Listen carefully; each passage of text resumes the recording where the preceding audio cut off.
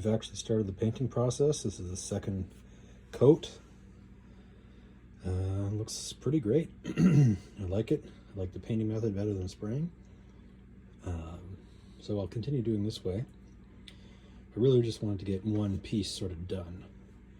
And that'll be this one once I peg the nameplate on it. Okay, out of the paint shop, used a brush and that enamel. This is really nice. Really like the finish on this. On the back side we have the Gliptol. So I have some rivets for this. I just don't know where they are right now. And I'll put that back in. So this part is essentially the first piece that's pretty much near done. So that's great. Then I got to do the work on cleaning this up. Okay, quick change of plans. My rivets that I had are too big. So I found the smallest tap I had, which was a number 172, I think. And then I tapped those holes, which was really, really close. These are 3mm, so I just used torque to actually make the threads, since those are stainless steel and the rest is cast iron. I think that looks pretty sharp. Looks good. I've got some thread locker behind. So I'm going to call this piece done.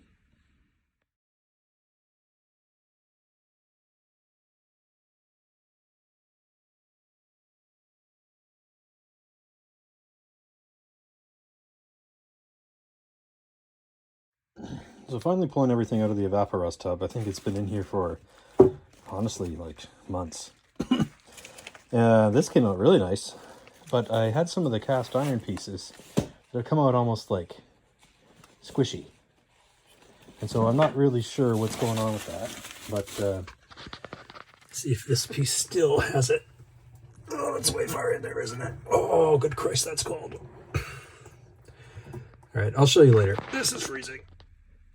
So this is what I mean by that black, whatever that is. This tip was not in the evaporust. It stayed up.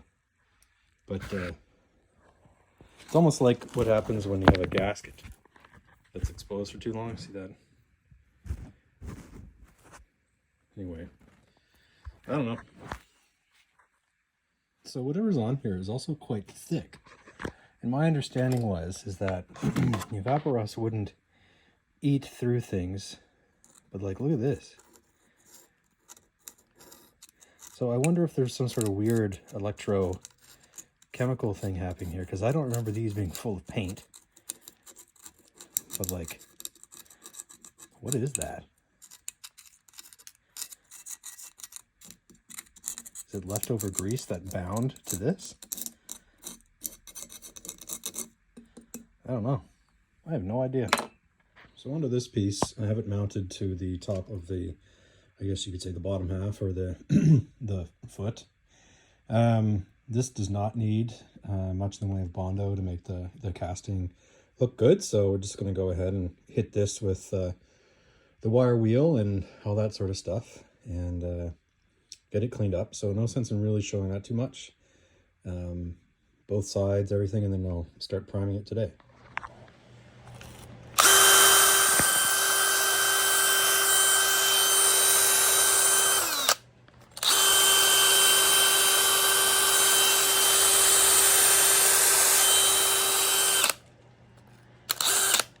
All right, back down in the paint shop. This will be ready for its second coat today.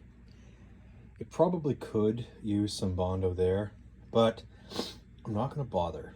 I'm just going to let it roll. Maybe I'll do a couple more layers of paint, since this is going to be a place where tools are going to sit, or at least my coffee will sit.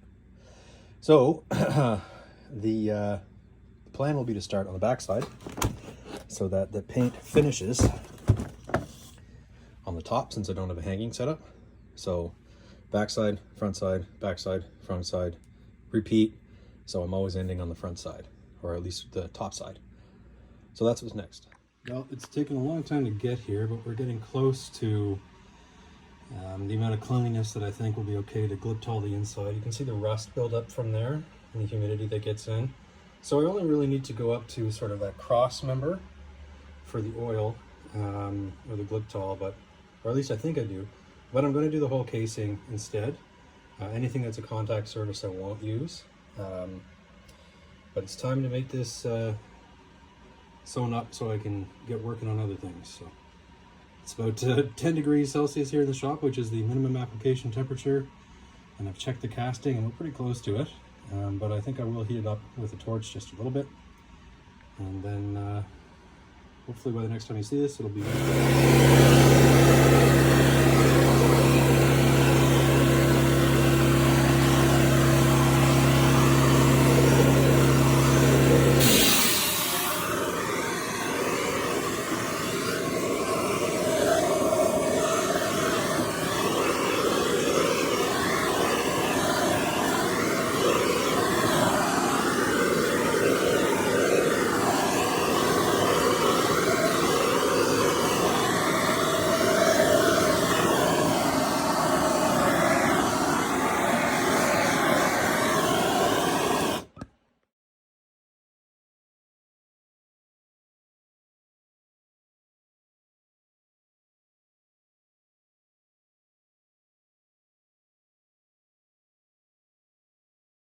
okay, so here we go. I think I still need to put a little bit more. You can see there's not that much on that wall there. But overall, the Gliptol did a great job covering that.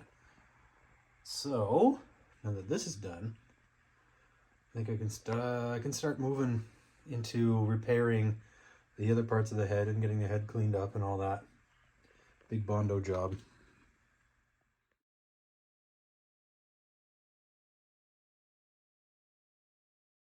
So I was trying to reasonably put the Bondo on and the bottom busted out because it's old and cold. So I just had to make a cake. So is it a cake or is it a machine part? And of course, because the mixture was timed for a quick dry, I had very little time to do this. Anyway, it'll get the most of it, I think. It looks fantastic. Sort of annoying that the waste is there, but anyways, enough for tonight. Oh yeah, it's not gonna do anything.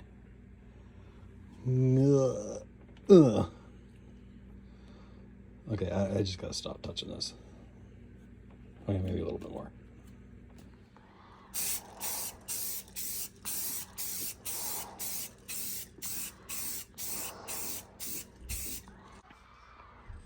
All right, that's where our first coat stops for now.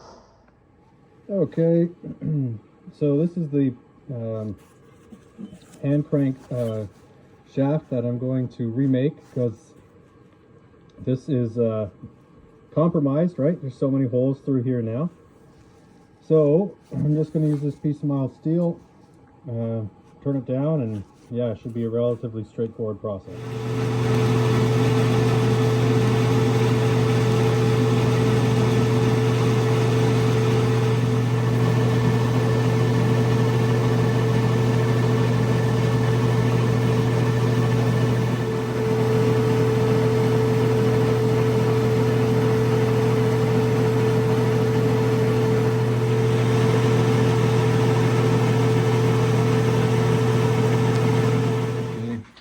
The finished product.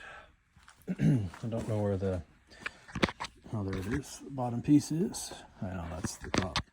Anyways, the big thing is to whether or not that fits in the top of it, and we good. All right, so after 85 centimeters of snow or so, I've decided to just go ahead and deal with the mini taper holes that were drilled in this previously and just tap them for 1/4 inch 20 for set screws. So I'm going to kind of make like a weld and shank thing going on here. So this is going to be my reference hole, and I'll go 90 degrees from this, which will line me up very close to a previous taper, but it won't be quite right. But that next hole is smaller, so I believe I'll still be able to get it sort of right on the 90 degrees like I'd like. So I'm going to tap this, and then hopefully we'll get 2 set screws per hole. That way, if I have to get back into it, I don't have to deal with taper pins anymore. All right, with that one done, I'll bring it over and I'll get the appropriate, I'm going to need an end mill to flatten it, and then I'm going to need to drill it over at the mill.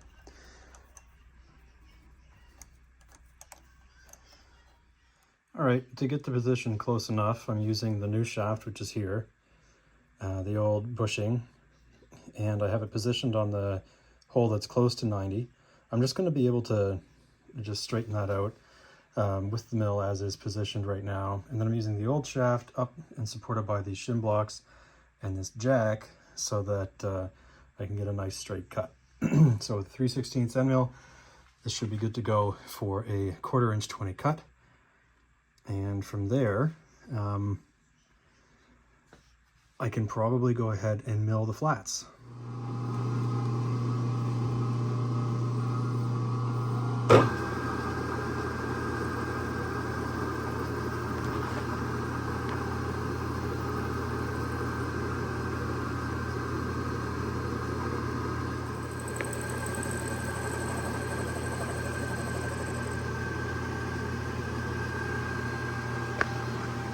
Okay, so there's the very quick contact patch for the set screws. Both of these are now tapped to a 1/4 inch 20.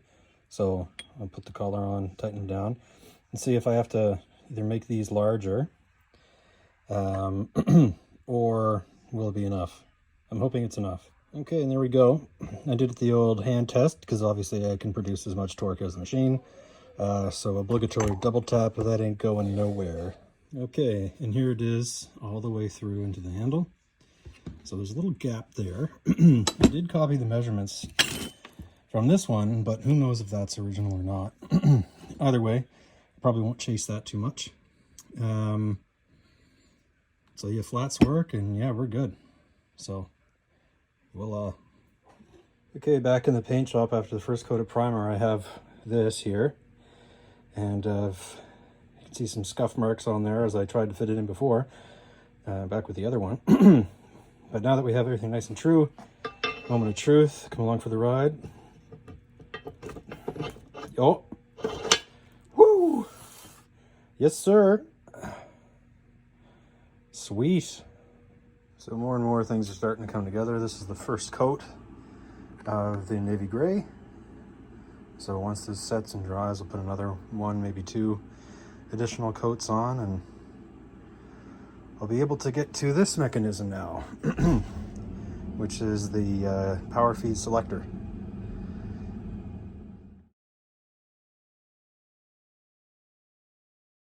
Okay, so the final coat going on the underside. That's why it's all sloppy. I don't really care too much about that. I'm going to sand off the bad stuff and do it. Well, honestly, I just put it on thick because this is going to be used a lot. But I'm going to be more careful, and I'm going to go ahead and paint the inside of this also with the gray. So turns out this old bucket is good. So here we go.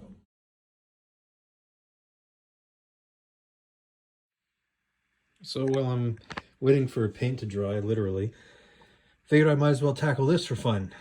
So I want to have the interior all glip-talled red, and then I'll buff the top.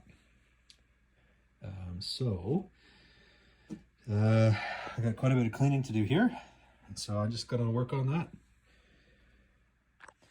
So this has been quite the process. There's quite a bit of dirt and stuff still in there, but using the dental picks again, you can go through and pull everything out. I've almost wound down this side, but just patience. So that's how I'm planning on clearing that up.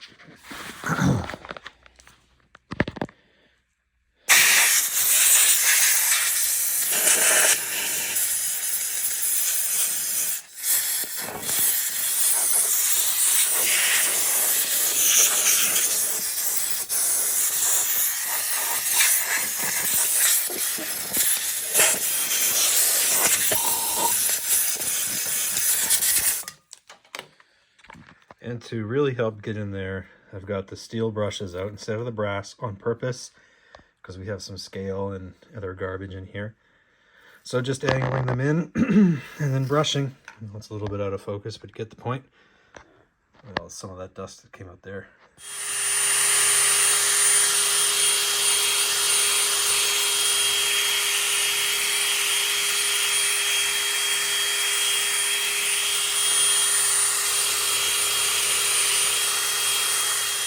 Okay, well that took a lot of work. So I just finished going out with the acetone, dusted everything off once again. I'm not going to bother cleaning the face up right now. There's still more work to do. I don't really think I want to get rid of all the the blemishes and all the fill-ins that you can see at the moment. That can be done later, if at all. Kind of gives it a little bit of character. Time to Gliptol the exterior rim and the interior T-nut paths.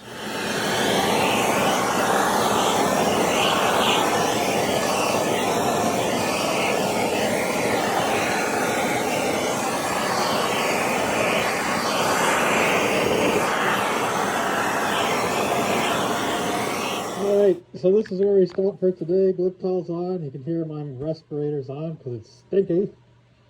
I think it looks pretty good. So we'll let this sit for a while and then move on to other things in parallel.